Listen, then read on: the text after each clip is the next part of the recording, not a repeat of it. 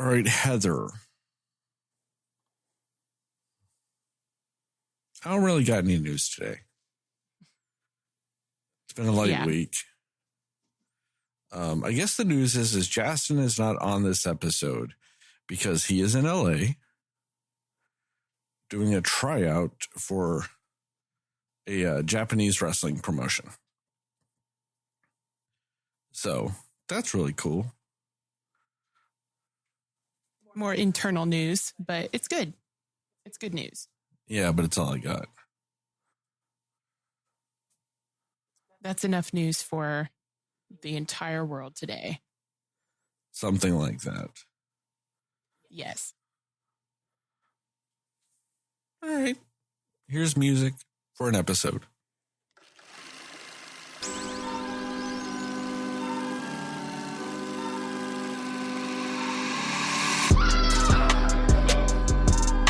Somebody will listen to me. Nobody knows anything but you. All right. Are you ready? Yes. Come on. Cinema Slayers. Hey, Cinefans, and welcome back to another episode of the Cinema Slayers podcast. I'm Sterling, and as always, I'm joined by Heather. No Justin, like I said. And today we're going to talk about what we liked, didn't like, and everything in between with Hellboy, the Crooked Man. It's kind of like a little sub-podcast of mine and Heather's where we discuss Hellboy movies. Basically. Because Justin wasn't on Hellboy 2019, and he's not on Hellboy Crooked Man. I feel like it's intentional. Like he's just somehow choosing to not be part of these.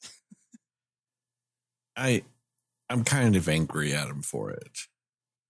Because I know he's seen the other two Hellboy movies, the original two. And I know this because I watched them with him. Mm-hmm. And now that all the Hellboy movies suck, or just whatever, he's just nowhere to be found. And, you know, I like to think of it as like a marriage vow. He's not there through thick and thin. He's just there for the good, and he just skips out of town to LA for the bad.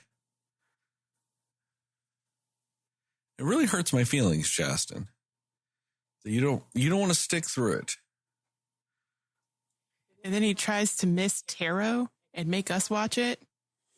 What's really going on? Spoiler alert for everybody listening and going, I really would have thought they would have been doing the Joker this week. No, we postponed that to next week because that motherfucker Justin was going to try to skip out on it, and fuck him. Try to skip out on tarot. Try to skip out on all this bullshit. I mean, he's skipping out on this. That motherfucker's watching the Joker, and he's going to talk about it on next week's episode. So fuck him. Yeah, we don't stand for that. We've got some sort of standards here. Mainly is if I got to watch some bullshit, so do you guys.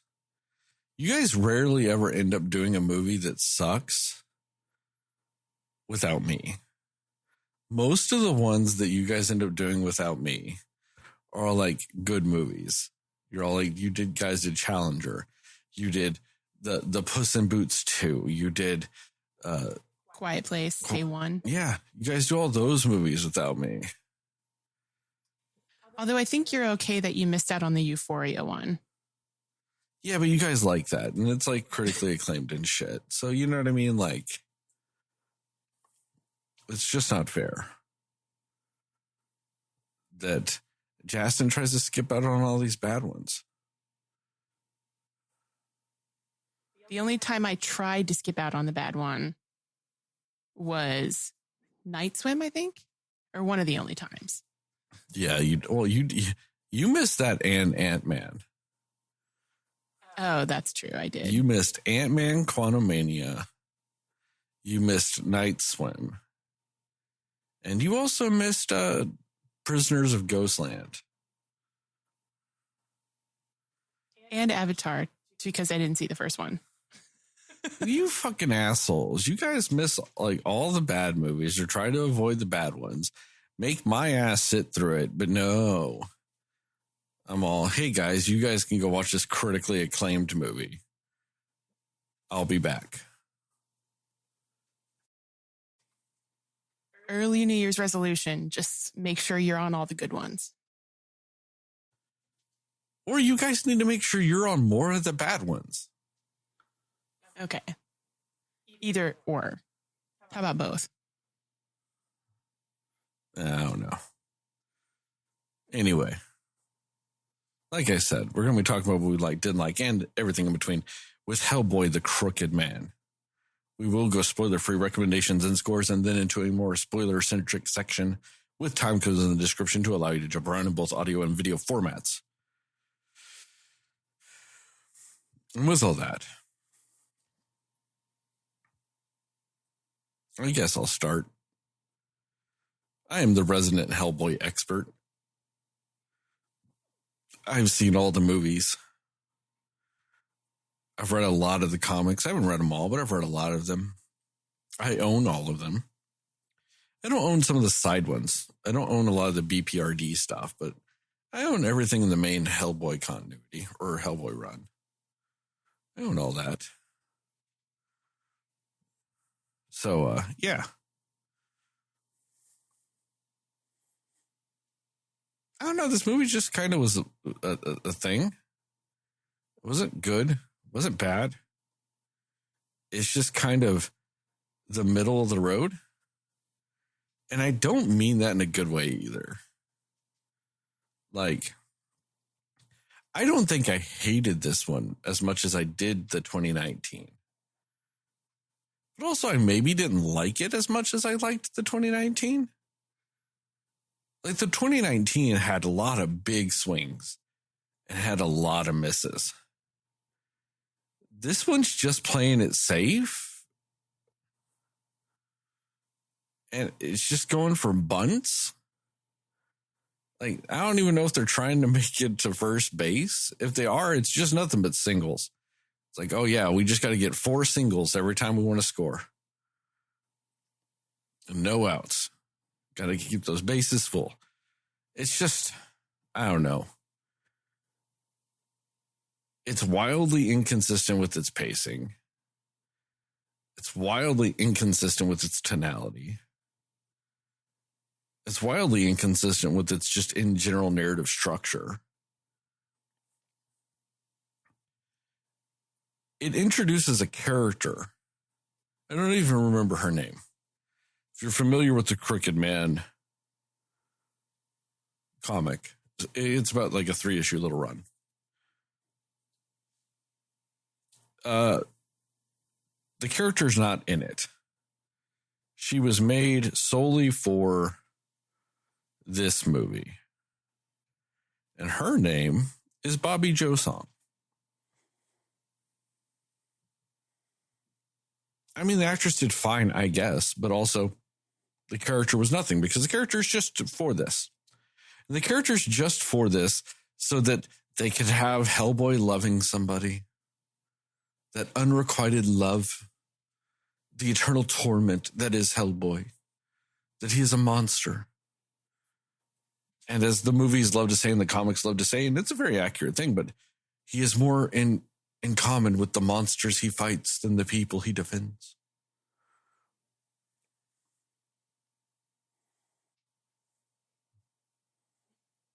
Okay. Now, my question is, were you expecting something specific from this? Were you expecting to like this more than the other? I'm all for sometimes taking something that's always big and world indie and kind of like bring it back to the basics. Like I said, this is a story in the comics. This is like a little story arc in the comics. And a lot of Hellboy is doing small things. It's fighting the little monsters. It's fighting this. It's fighting that. It's investigating the paranormal. Not everything Hellboy does is on the world-ending apocalyptic scale that you would think from just watching his movies. You know, the first movie, that is a story arc with Rasputin and all this other stuff. The second one, Golden Army, is just all fictional. Well, it's all fictional. I'm just saying it's all brand new made up bullshit.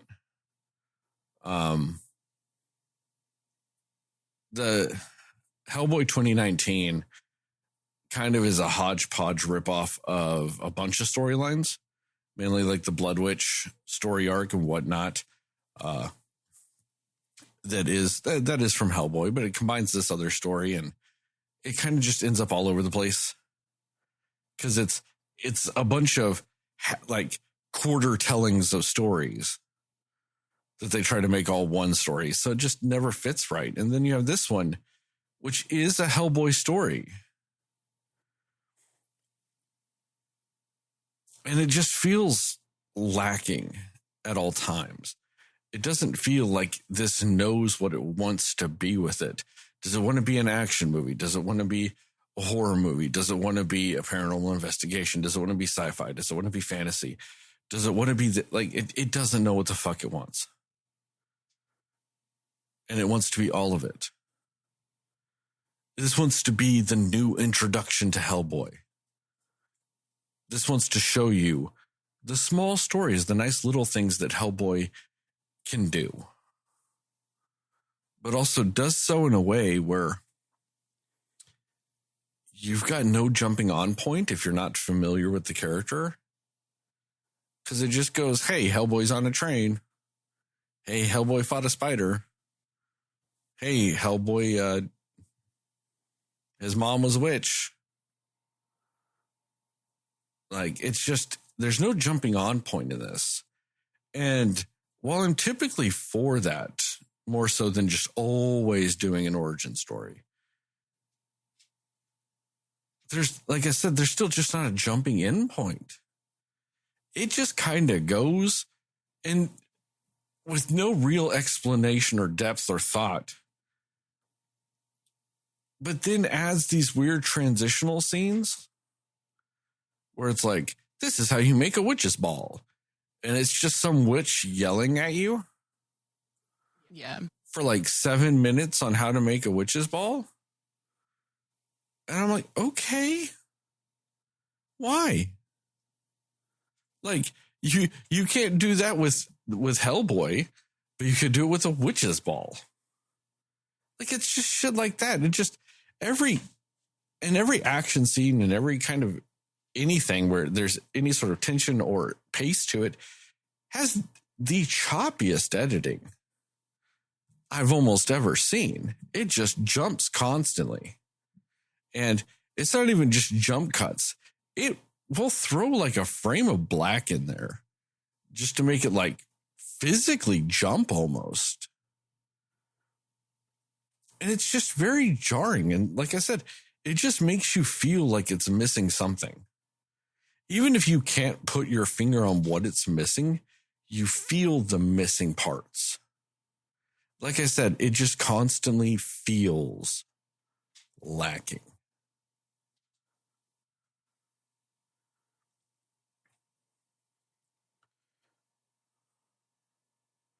I don't know. I guess that's it for now.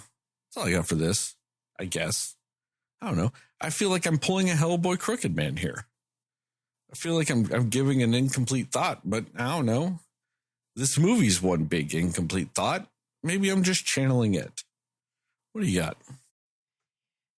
Yeah, I know what you mean, because for me, like, and I'm sure I probably mentioned this when we watched the 2019 one, but I have not seen the like Ron Perlman Hellboys that people love. I've heard great things. I've just never seen them. And the 2019 one was fine, I guess, but it was completely different vibe than this one.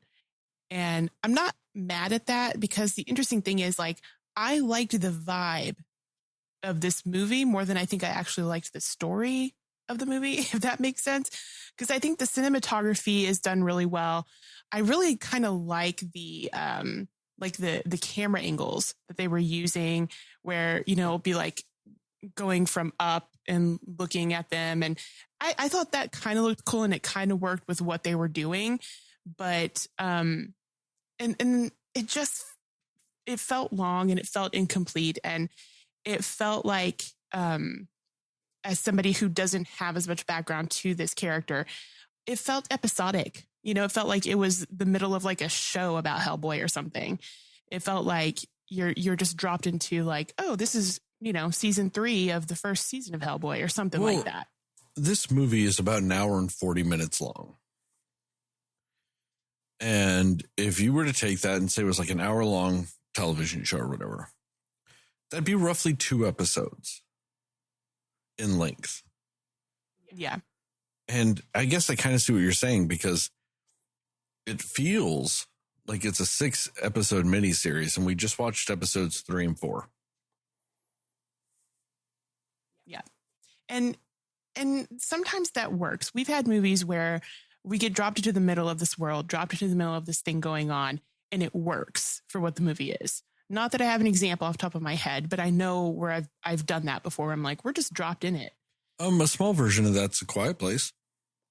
Yeah, actually, that's actually a really good example. You're just kind of like, okay, I know what I need to know, even though I'm just dropped in this world, and it's fine and it works. And this one does not benefit from doing it that way as much. So I feel like that, like it again, because I don't have as much context to who this is, aside from that 2019 movie, right? And just sort of things we talked about there. I feel like it did feel like, cool, who is this character? What's going on? All of those things. So I think, I don't know. I just think that it's really, not that it's hard to follow what's happening, because they make it easy to follow what's going on, but it's just, it does not service the plot the way that I think it wanted to, if that makes sense. But even with that being said, and the fact that, yes, sure, we feel like we're dropped into the middle of a show about this, I could see that if I did know more about this character, I would enjoy that. It would be a show I would enjoy if it was something that I had watched more than just one episode of. But I don't know. I feel like they really tried to make that, the whole dropping them into the world, something that worked. And it wasn't quite, I think, what they wanted. But it had like this noir vibe to it. And I did think the music was good. Like, I think the music was pretty cool. It made it sound a little bit more epic and things like that when there wasn't much going on. It kind of had, like, my thought during the movie was that it was sort of like if Hellboy was dropped into the Witch movie and had like hints of like It Chapter 1 type of thing, with certain things that they do in this movie. So I don't know. I feel like that was sort of the vibe I was getting from it, but I liked that. It's just completely different than the other Hellboy movie I've seen. Not in a bad way, just in a different way. Because I like that whole aesthetic that they gave me with this. I don't like the story as much of this one, and they had potential to make the story a little bit better. And also just with how they do some of the characters in this, Hellboy's not really the most standout, I guess. I don't really know that there is one standout, but I don't feel like it's Hellboy. I feel like I know he's supposed to be, the main character and whatnot, but there were other characters that kind of shined a little bit more for me in certain moments or certain scenes. But yeah, I think that it had potential to be better. It could have been worse. We've seen worse with the whole, like, the potential of it just flopping. It almost hit that. It almost hit the potential it wanted. But at the end of the day, it really, like you said, sort of falls in the middle of the road for me as well. And I think there just a couple of things maybe they could have done better or fixed, even like what you said with the one choice they made about this witch talking about how to make witch balls. Like, if you had been even more consistent with doing something like that throughout the movie, or if you took that out, one or the other, but just having it as like one random moment, it just makes it feel like parts of this movie are not as cohesive, and certain things that they want you to care about in the story, I don't think are necessary actually as parts of the movie in general. So for you to have to care about those things, they didn't get me invested in those things, particularly the way that it felt like the movie was trying to drive you to feel with this. So yeah, I think it was, again, with that, is it Bobby Joe? Is that her name? I do think that she was a fine performance, but again, like, I don't know what purpose she really served overall, except, yeah, just to be that little secret unrequited love thing, or whatever you want to call it. But yeah, there are some things I did like about it, but there are equally as many things I didn't like about it. So again, yeah, it's just a very okay movie, in my opinion.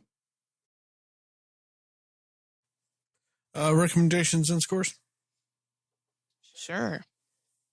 Recommendations and score. What you got? I mean, it really is like a take it or leave it thing. I feel like if you want to see a different type of Hellboy movie as far as the aesthetic and the genre, I guess, sure. But I'm not going to strongly recommend it.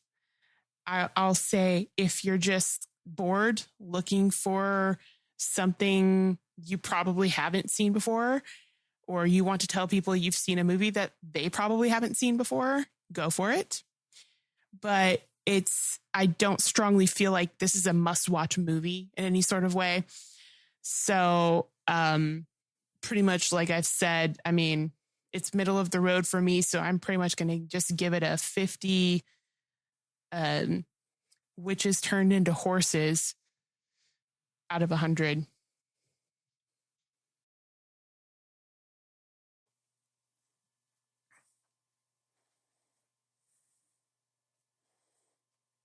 I don't know. I feel like this movie knew what it was. I think this studio knew what movie they had on their hands, because they filmed it, they promoted it, and then they stopped promoting it. And they kind of stopped releasing it. It had like a UK release and like a Lithuanian release and like a couple of other countries. And then they went, I guess it's on streaming. Or I guess you can at least go get it on video on demand, which is what I did. But, we're not going to put this in theaters. We're not going to attempt to make our money back. We're just kind of going to let this movie exist. And we're going to hope people forget it. But technically, we've already released it and we've already advertised for it. So we kind of got to do something.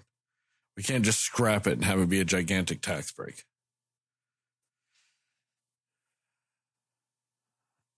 And ultimately, that's what it was. It's just, a movie that technically now exists.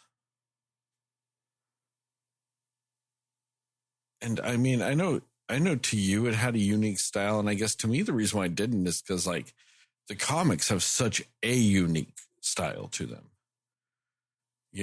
Like Hellboy is kind of drawn in a way to almost look like a Gothic Baroque gargoyle on a cathedral. And okay, he just kind of feels flat in this.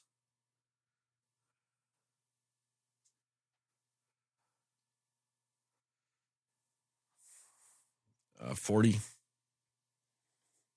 big old spiders. They become small old spiders. They become big old spiders. To become small old spiders again. Out of 100. Cinescore is a 45. okay, Spoilers? yep. Spoilers. I guess technically that spider is now, what's her name? Bobby Joe's familiar. Or something like that. Because she's technically now a witch. Right. Just like every other woman in this movie. Because she's essentially the only, her and that old lady at the beginning are the only two that aren't witches, and now she's kind of a witch.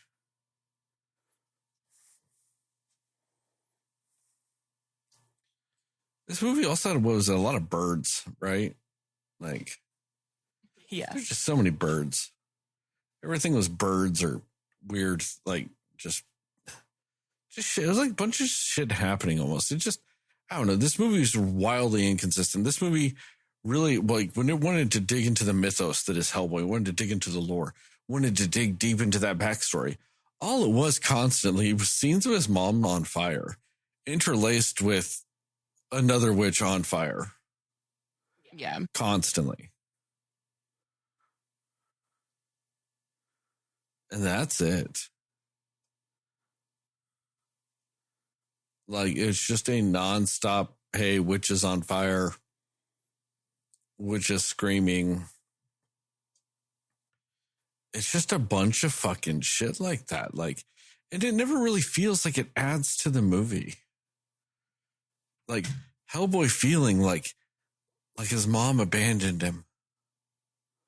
Even though she was being tortured in hell for him existing, essentially.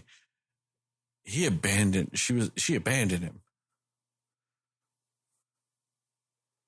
Okay.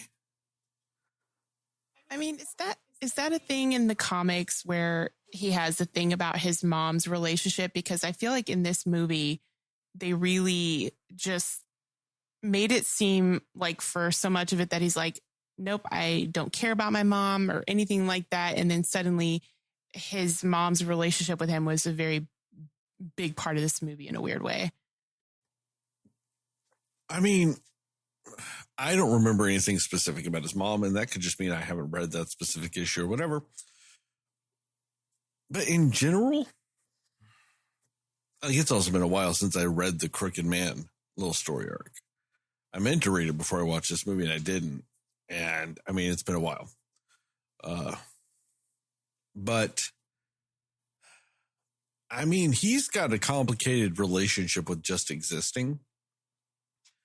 You know, the fact that he is like the son of a devil, the fact, you know, he's got father issues with, you know, his adoptive human father. He's got issues with the fact that he's the harbinger of the apocalypse. He's got issues, you know, like him existing, he's got issues with. You know, he's not a human enough for humans. He's not monster enough for monsters. He doesn't really fit in. You know, the family he has is the family he made, but also he is the harbinger of the apocalypse. He is the one that brings the end of days. You know, so how much, you know, is destiny and fate versus what you make. And it's just, you know, those are all just constant things in Hellboy. And like themes and motifs that they go through. So him having an overly complicated relationship with his mother is not that crazy.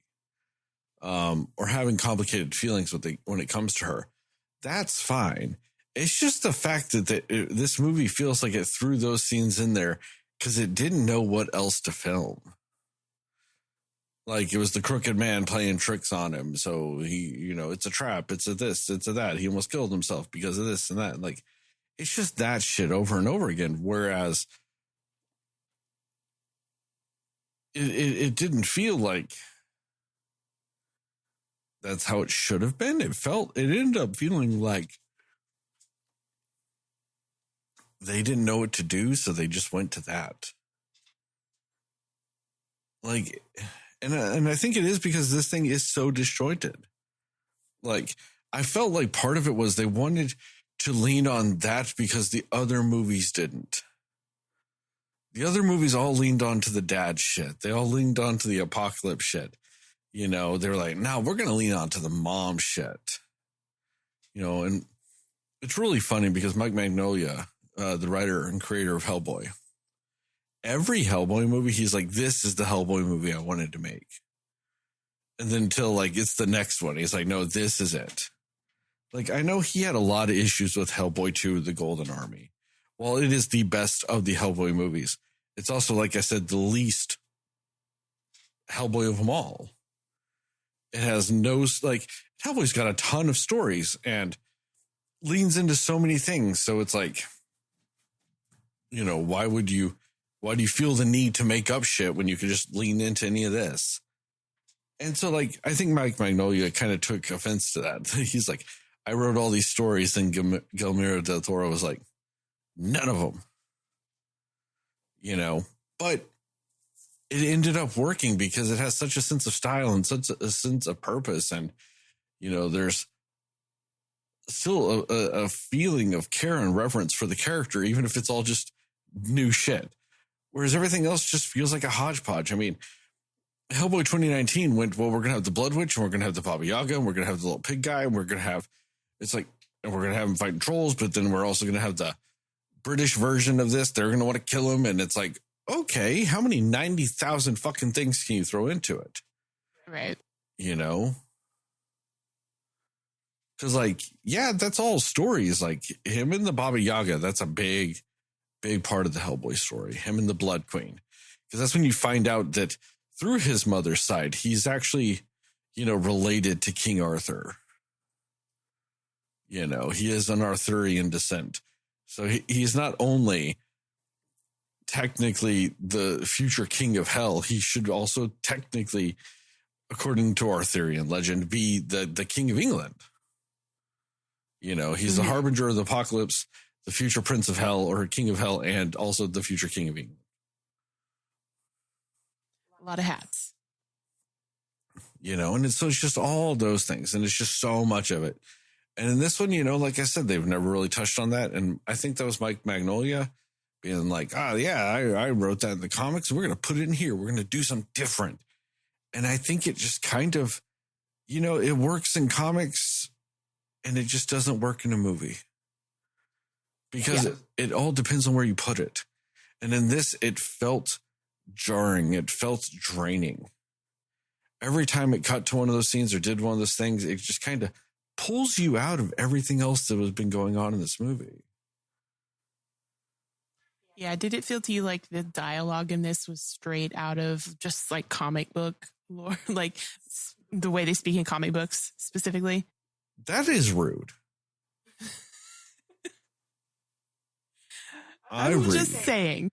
I read a lot of comics, and that is rude to say that comic books have stilted, broken ass, robotic, just wooden fucking dialogue. All right, maybe that's unfair because I don't read comics, but I think it was the way that it felt very like they were saying things, but it was like they were getting straight to the point and very direct in every line of dialogue, which I feel like they do more in comics because you're supposed to, right? Or is that wrong? It just felt more like that than just like movie dialogue, if that makes sense. I mean, well, you can get a lot of dialogue in certain comics. And you can get a lot of narration in comics and stuff like that. Like good comics are like a combination of both. It's narration, it's dialogue, and it's storytelling through picture. It's drawing in a way that shows motion, even though it's still. It shows like a flow to it. You know, you can look at a comic book page, and it can be like, you know, most of the time everybody thinks that the box is just in order, but you can have boxes all over the place. And if it's a well-done comic, just because of the way it's drawn, you actually know the direction to read. You know? Okay. Now, I kind of get with what you're saying with this, but I think it's because they just wanted to cut out a lot of Hellboy talking. Because that's one of those things that's kind of a trademark of him not to, but also depending on it, he will. Like it to me, it doesn't feel un-Hellboy-esque to have him talk a lot. It doesn't feel Hellboy-esque to have him talk a little. Like, I think there's always a medium with it. I think sometimes that, you know, not having him not talk all the time in the comics works because it's fucking comics. Whereas in a movie, you kind of need a little more of that, you know, and, you know, I think part of it is just because to me, I had issues with it because he felt like he was talking like a fucking like 12-year-old emo kid. But like, yeah, from the early 2000s, not from like the 1950s.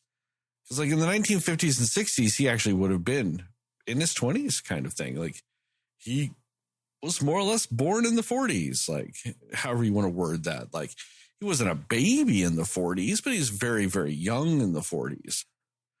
You know, so by the time like the 50s and 60s, yeah, he would have been like 20.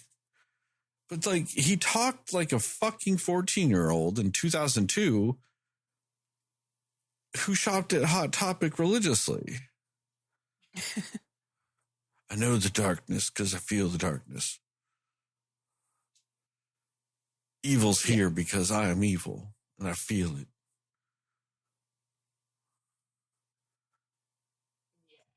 If you've got darkness in your soul, you feel the darkness in the world.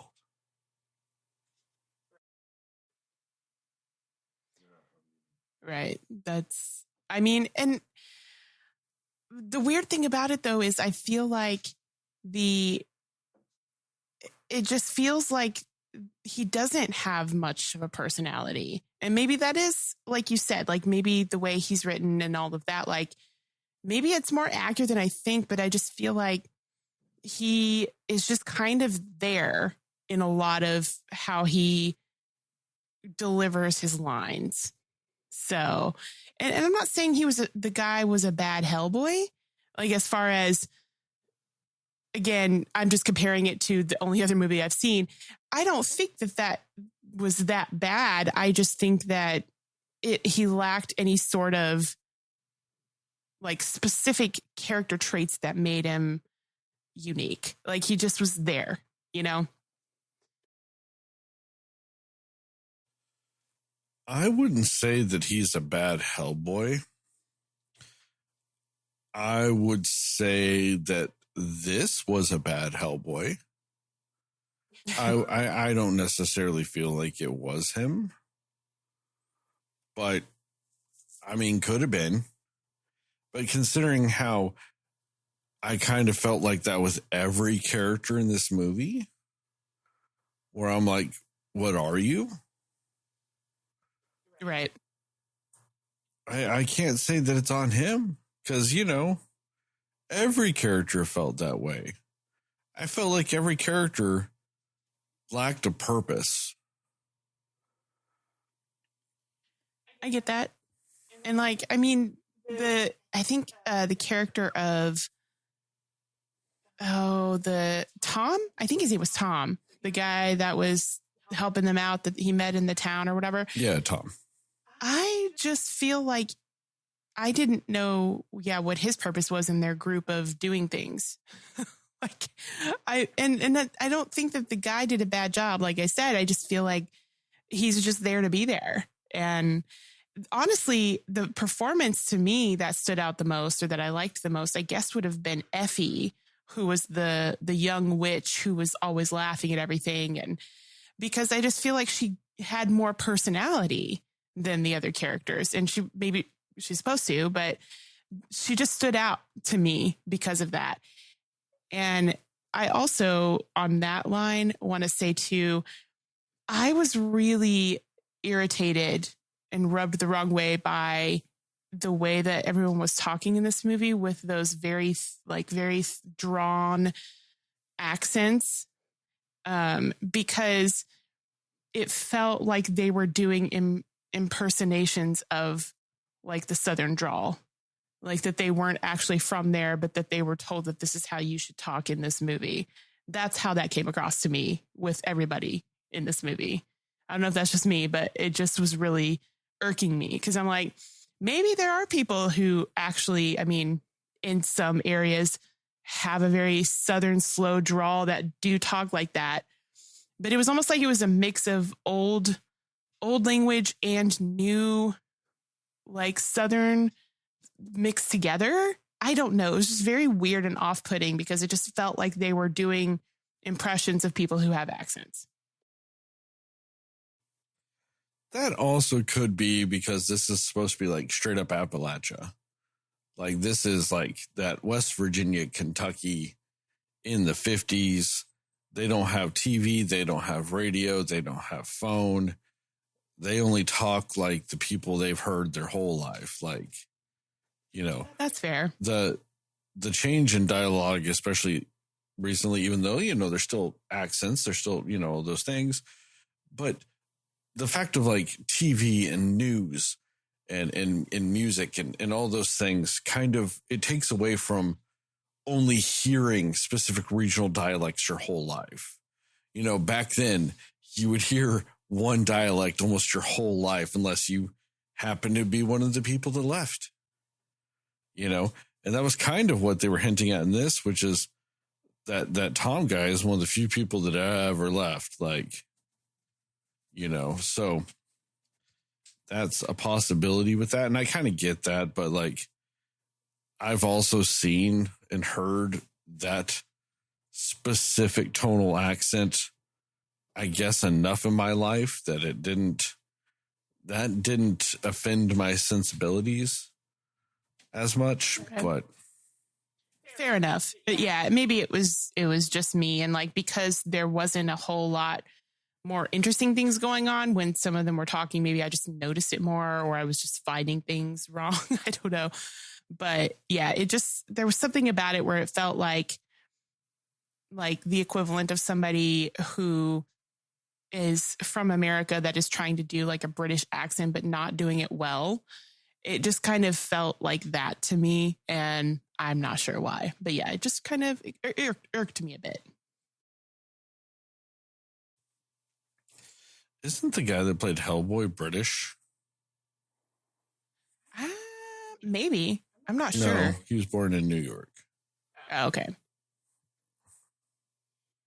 And see, I feel like the thing with what you mentioned with the old lady talking about the witch balls, I feel like a way to have fixed that or made that make more sense is, especially because we don't get any sort of backstory or anything about Hellboy, really, have her in some scene being like, oh, Hellboy? Well, let me tell you about Hellboy, and just kind of briefly explain something about him.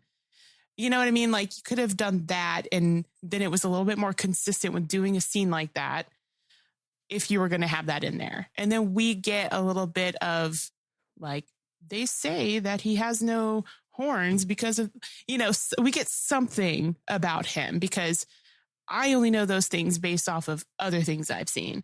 Nothing in this movie told me anything about him. Well, and that, to me, it adds to what this movie is, though, because this movie wants to be the new Hellboy. It wants to be the new jumping off point. It wants to be the reboot. It wants to be the new franchise. It wants to be the new official story arc that starts the new franchise of Hellboy when it comes to movies. Because we never got the third film from Del Toro. We never will. I know everybody's like, oh, but maybe, like, no. If you ever see anything saying we're going to get it, they're probably lying to you, because we're just not going to get it. Plus, like, most of those people have aged out of their roles at this point, too. Like, I don't think Ron Perlman really wants to suit up in that fucking, you know, costume again. Because I know he did it for, like, a Make-A-Wish. Went full Hellboy makeup for a Make-A-Wish. And that's really fantastic and really nice of that guy. But you know what? There's a big difference between doing it for that and doing it because a bunch of fanboys just really want part two. Right. You know. I mean, the man is easily in his 70s. So, yeah. And then, I mean, even David Harbour is nearing 50, I guess. So, I don't know. He is 74. Yeah. He was born in 1950 exactly. Yeah. I mean, it's not like he looks much older than he did back when he was doing Hellboy, but just saying. Yeah. So it's like, and I don't like remember what year that movie came out, but so he was, I would guess in his 40s or 50s when it came out. Which one? The original Hellboy that he was in. Well, that came out in 2004. The second one came out in 2008. Oh, okay. So he was 58 in the second one. That's crazy. But yeah. I mean, but he's kind of used to putting on makeup because he was the Beast in that Beauty and the Beast TV series for years. For a couple of years. Oh, right. Where he looked like a lion. Yes. Yep, I remember that. That I forgot it was him. I mean, but yeah, we're not getting that. You know, so people need to get over it. They need to quit whining and acting like we are. We're not getting it. And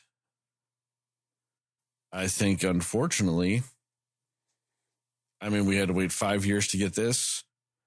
We had to wait 11 years between, you know, for them to reboot it the one time. We had to wait another 5 years just to get this. I mean, honestly, we've probably got another 5 or 6 years before we get anything else. And that's because this version of it's not going to continue. They're not going to fund this one. The reviews aren't that good. The numbers aren't that good. And unfortunately, part of that's because the studio didn't want the numbers to be that good. Like, yeah. Also for like it being called The Crooked Man.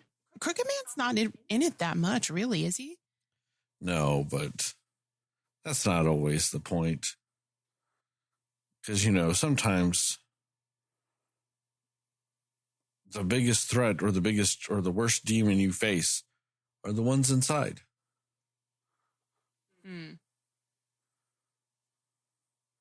But, you know, it's a movie, so maybe we should see them on the outside too.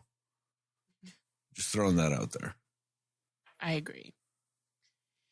And like the whole thing with Bobby Joe, where she became a witch. I don't feel like that played out like in a way where you cared about that happening either. Like it felt like more of just like a plot point because they needed something to help them lead to victory. So it just kind of felt like they just threw that in there and vaguely referenced the fact that, you know, she had an interest in it or something. I don't know. I don't think that went the way that it should have gone because it felt random, you know? And that's because she's a new character. It very rarely when you add a new character to an existing story, do they feel right? And it's typically because when you're copying the story for what it is, they don't have a place in it. You know, so the woman that plays Bobby Joe,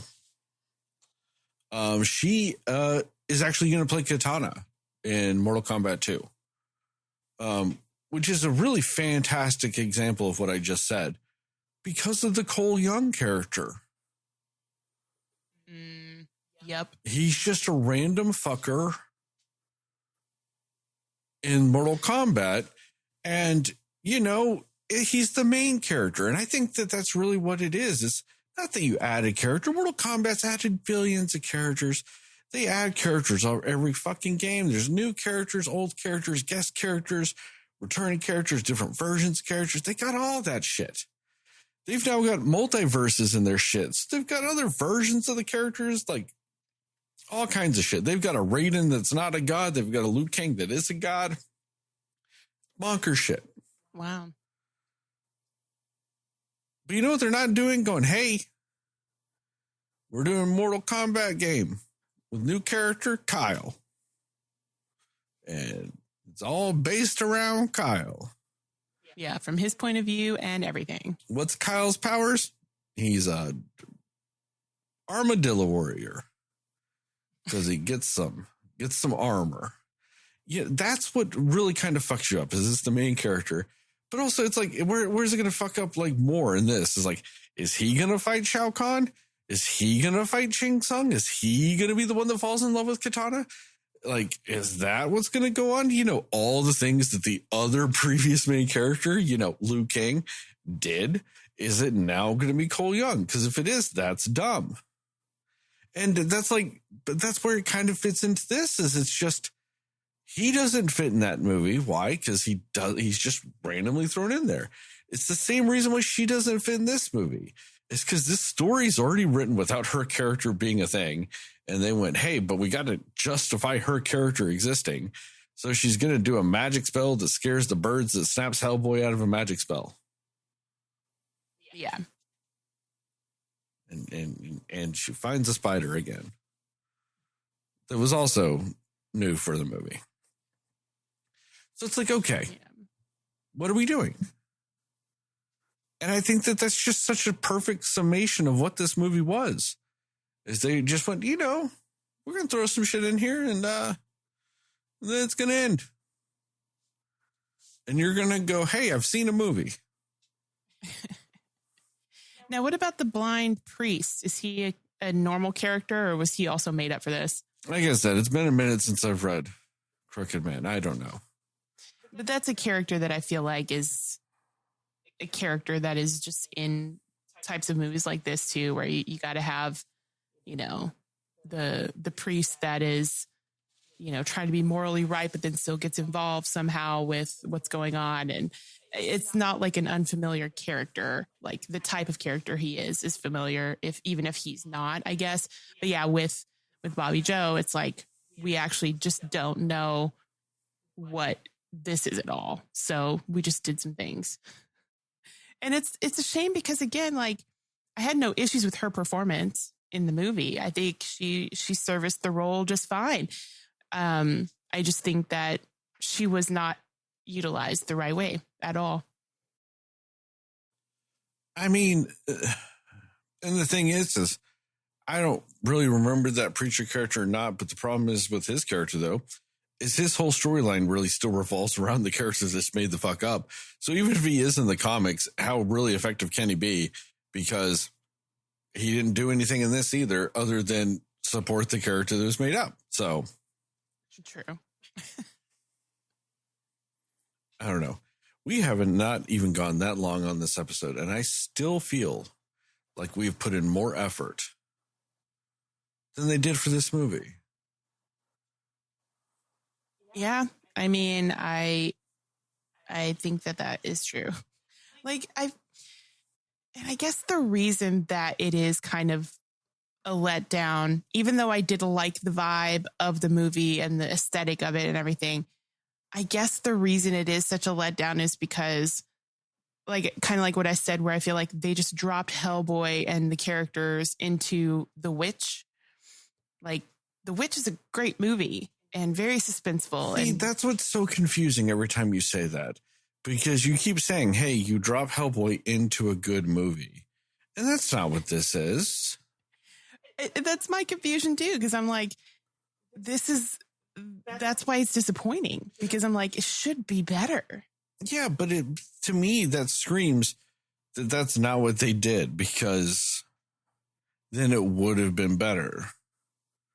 Like, you take something that is good, because Hellboy's good. I like Hellboy stuff. And then you have The Witch, which is also good.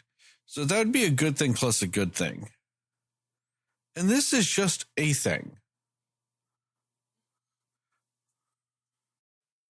You're not wrong, but I don't know. I just, if I had to compare it to any other like movie type vibe, that's the one. That's the one that it said to me. That's the one that stuck out to me. But they're different time periods. I'm just saying, like, the the feel of the movie. No. The witch feels good. This feels bad. Well, that's just my association. When was the last time you watched The Witch? It's been a while. That's why you just don't remember. I remember the look and I remember the aesthetic of it.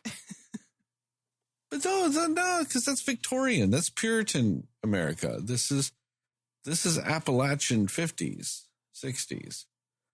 Those are different. Those are trees. They just both have trees. Are you racist against tree movies? Do you think all tree movies look alike? Like movies where people are walking around in the forest, do they all look alike to you? No. I just think that the dark nature of it and the like supernatural elements of it and the grittiness of the way it looks. That's why I was willing to accept when you talked about like It Chapter 1. Because that's roughly the same time period ish. Like when they're kids. Mm-hmm. It's roughly the same time period. Like different type of town, but same time period. Yeah, I mean, and it's not the time period that is like what I associate. It's the feel and the look of the movie. No, because I like the look and feel of The Witch. I don't like the look and the feel of this. Because they are not the same. Like, there was a defined sense of style and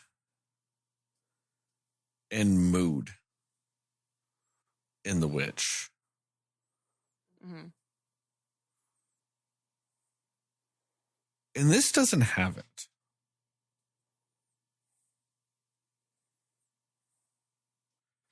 I mean, and that's fair. I do feel like the movies, even though the movie kind of doesn't really know what it is, the style of the movie has more personality than the characters, if that makes sense.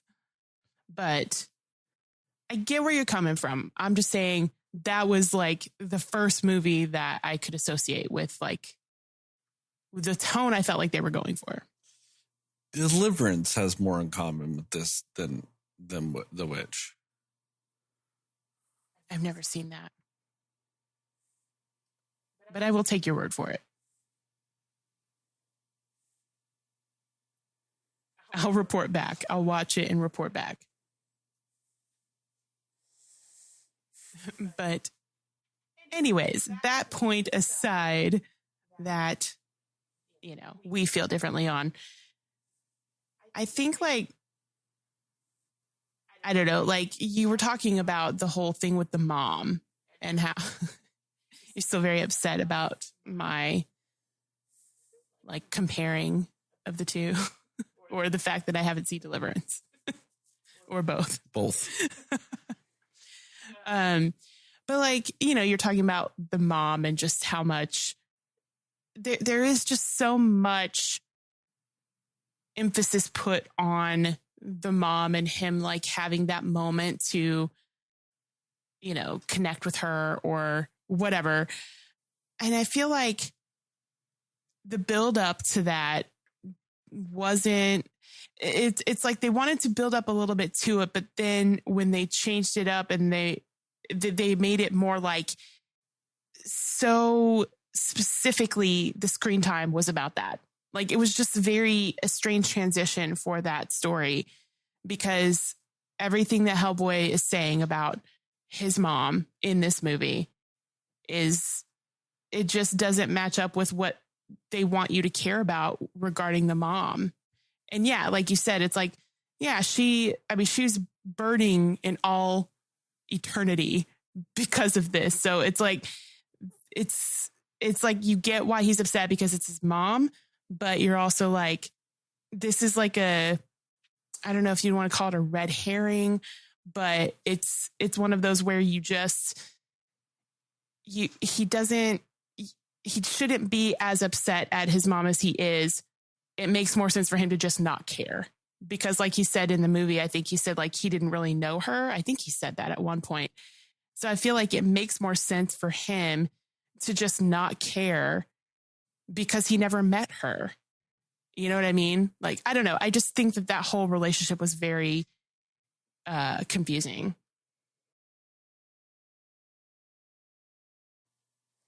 I mean, I don't know if it's confusing as much as it's just wholly unnecessary for this movie.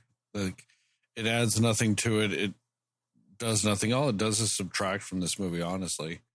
It's just adding things to it and inserting itself into places it doesn't need to be. And I don't know. That's just this movie in a nutshell in so many ways. And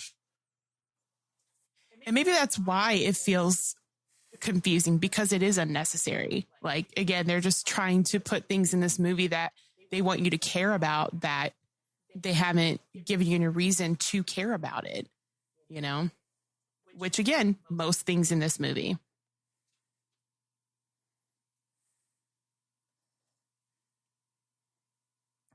I don't know. I'm tired of talking about this movie. Like I said, that's more effort than they fucking did. And why should I do more work than the people that made the fucking movie?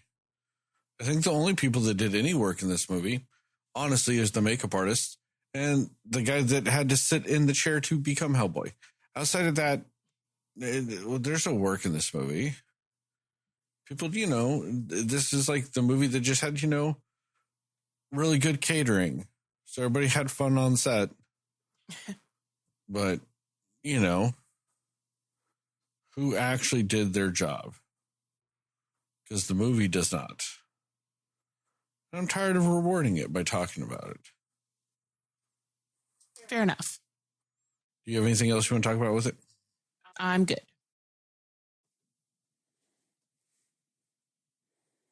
Fuck you, Justin. Fuck you.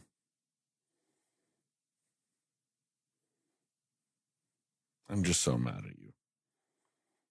Because once again, one of you assholes got to just skip out on watching a bullshit movie that I now happen to own because of this podcast.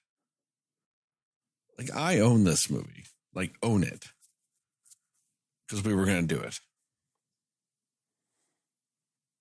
Just like I own tarot. It's a shame. It's disgusting on y'all's part.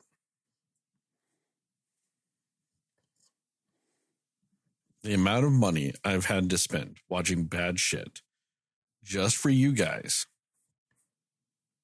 to skip out and avoid it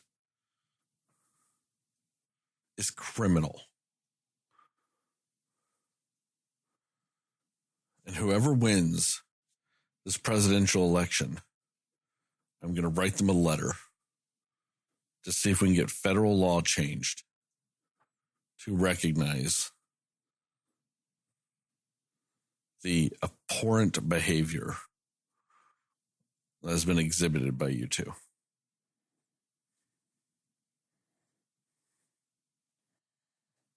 Oh boy.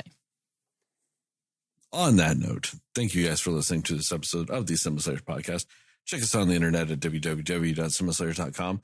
We're at CinemaSlayers podcast on Facebook. We're cinema_slayers on Threads, Instagram, and Letterboxd. We are at CinemaSlayers pod on TikTok and YouTube. Give us a 5-star rating and review. We'd really appreciate it. Really help us out. Tell your family, tell your friends, tell your family's friends, tell your family, tell your friends, tell your friends, family, tell your family's friends. Most of all, tell those dear sweet mothers, because dear sweet mothers love. I mean, I think I just have to go with Ron Perlman here. It's reconciling with their sons. Oh, I see. Okay. That they abandoned. Yeah. See, you're just missing whole plot points of what the mothers love. Thank you for that. Shout out to Bug Beagle and Mundo Show for our theme song and logos, respectively. Remember, we here at the Cinema Slayers podcast are pro slut, pro Sydney, pro naked. You. Yes, you, Cinefans, you are enough. Justice for Chris, justice for Todd, justice for all those amazing stunt workers out there.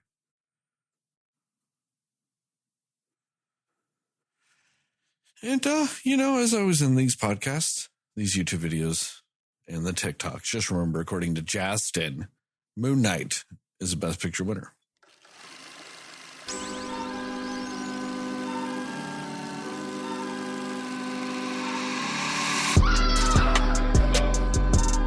Somebody will listen to me.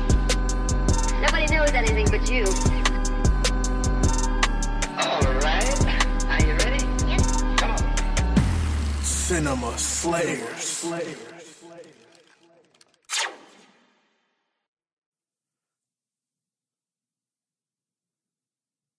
This movie, the Hellboy franchise, cinematically speaking, I think really is a good allegory for Burger King in real life. Oh, how's that? People have good memories of it from back in the day. And then, you stop thinking of it, and then, they'll have a commercial or something. You're like, oh, let me go back. And you're just like, oh, it's not as good as I remember. And then a couple of years later, you're just like, you know what? I haven't had BK in a while. Let me try it again. I bet it's good, even though no one else eats here. And then you eat it and you're like, I know why no one eats here.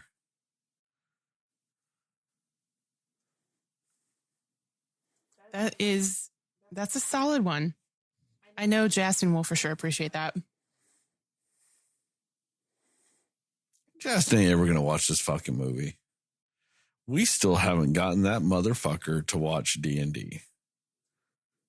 That's true. That is a travesty because that movie's great. Because he's a dumbass son of a bitch. He's just sitting there going, I don't like to watch good movies. Dummy. All right, I'm out.